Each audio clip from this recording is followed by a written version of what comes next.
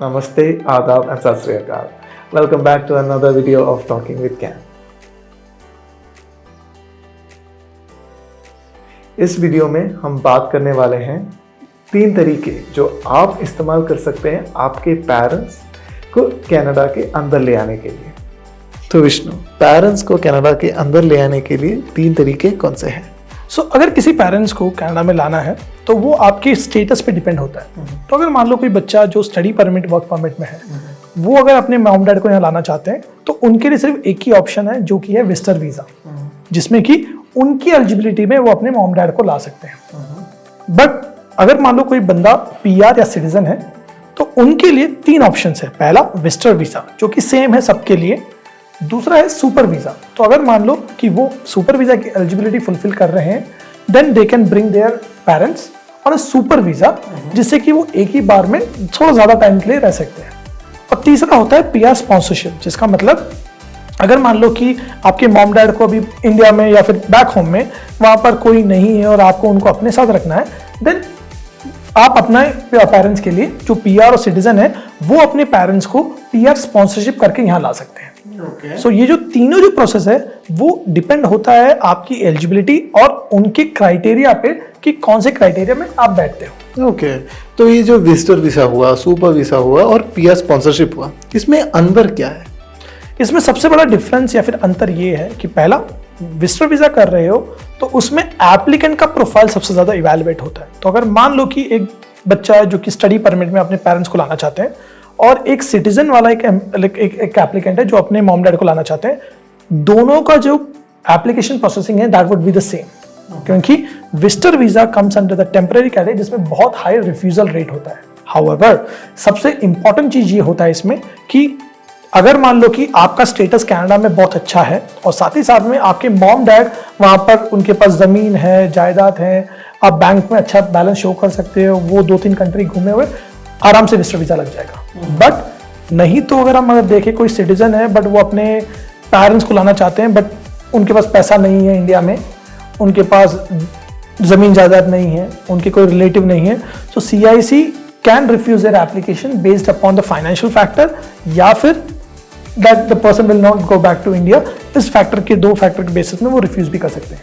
जहां पर अगर हम सुपर वीज़ा की बात करें, अप्रूवल रेट काफ़ी तगड़ा है, जिसमें अगर मान लो कि कोई सुपर वीज़ा अप्लाई करता है अपने पेरेंट्स के लिए जो कि पीआर और सिटीजन है, 20 दिन के अंदर अप्रूवल आ जाएगा हाथ में।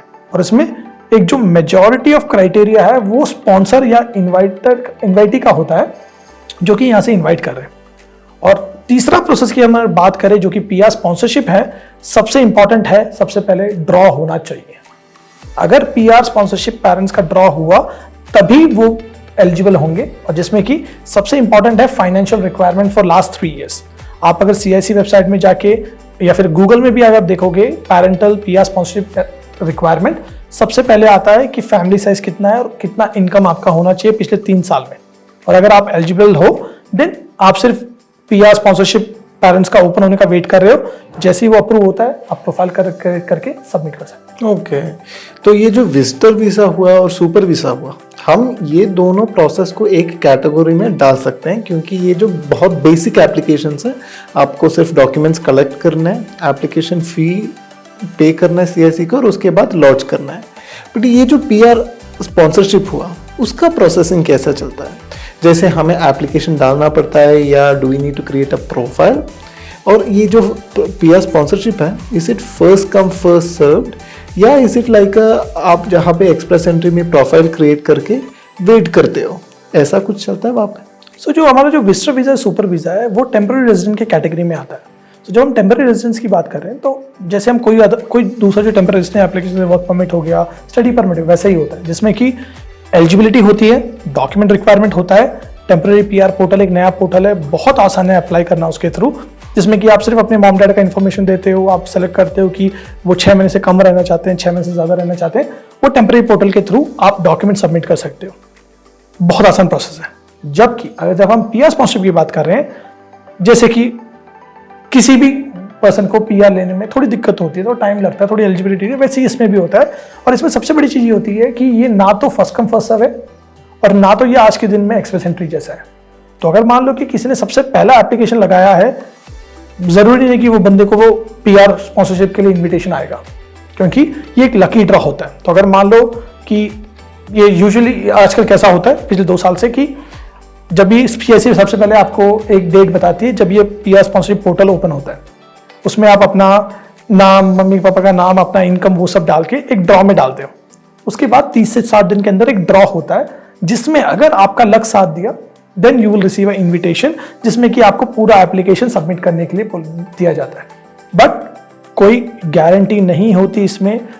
इसके लिए बहुत सारे लोग हैं जो बोलते हैं कि हम ज़्यादा पैसा देने को रेडी हैं फॉर पीआर स्पॉन्सरशिप एप्लीकेशन।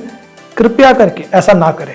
आप खुद से पहले पोर्टल क्रिएट करें, बहुत आसान है, 1 पेज का सिर्फ लगता है, फॉर्म फिल करके डाल दो।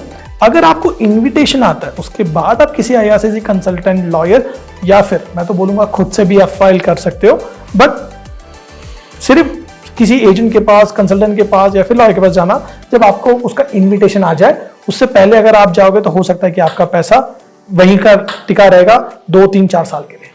तो ये जो 3 प्रोसेसेस जो है, इनमें प्रोसेसिंग टाइम कितना है? तो अगर हम बात करें विजिटर वीजा की, 30 से 90 दिन का टाइम है, डिपेंडिंग अपॉन कौन सी कंट्री से आप अप्लाई कर रहे हो। तो अगर मान लो कि आप इंडियन सिटीजन हो बट आपके मॉम डैड अभी यूके में रहते हैं, so the processing time will be varies in as per the UK. वही अगर मान लो कि हम सुपर वीजा की बात करते हैं, 20 से 30 दिन के अंदर आजकल अप्रूवल आ रहे हैं। और वही अगर हम पीआर स्पॉन्सरशिप की बात करें, एक बार इन्विटेशन आने के बाद जब एप्लीकेशन लग जाता है, उसके बाद कम से कम 2.5 से 3 साल के बीच में, क्योंकि हमें जो रिसेंट जो अप्रूवल आए हैं वो 2.5 साल में आए, बट मेरे पास ऐसे भी क्लाइंट अभी आ रहे हैं जिनका एप्लीकेशन बहुत पहले लगाया था और 3 साल के ऊपर हो गया है, और वो अभी हमें अप्रोच कर रहे हैं क्योंकि वो ये बोल रहे हैं कि उनके जो एजेंट है उन्होंने जो एप्लीकेशन लगाया था उसमें डॉक्यूमेंट अपडेट मांगा था, लेकिन अभी तक वो डॉक्यूमेंट अपडेट करने के बावजूद भी 3 साल हो गया। एक चीज का ध्यान में रखो, जब आप पीआर एप्लीकेशन लगा रहे हो, जितना हो सकता है प्रॉपर एप्लीकेशन सबमिट करो। अगर पहली बार में यहाँ पर सारा डॉक्यूमेंट आप प्रॉपर्ली सबमिट करते हो, processing time will be very less. But वही अगर मान लो कोई डॉक्यूमेंट मिस हो जाए तो processing time can go more than 3 years। Well, thank you Vishnu. ये जो इन्फॉर्मेशन है, I hope that it helps a lot of you guys. Thank you for joining in this video. Thank you. अगर आपको कोई doubt, concern या queries हैं, आप ये वीडियो के नीचे कमेंट कर सकते हो, या फिर आप हमें ईमेल या फोन के थ्रू भी कांटेक्ट कर सकते हो। For more videos follow our channel. Take care. Thank you. Bye.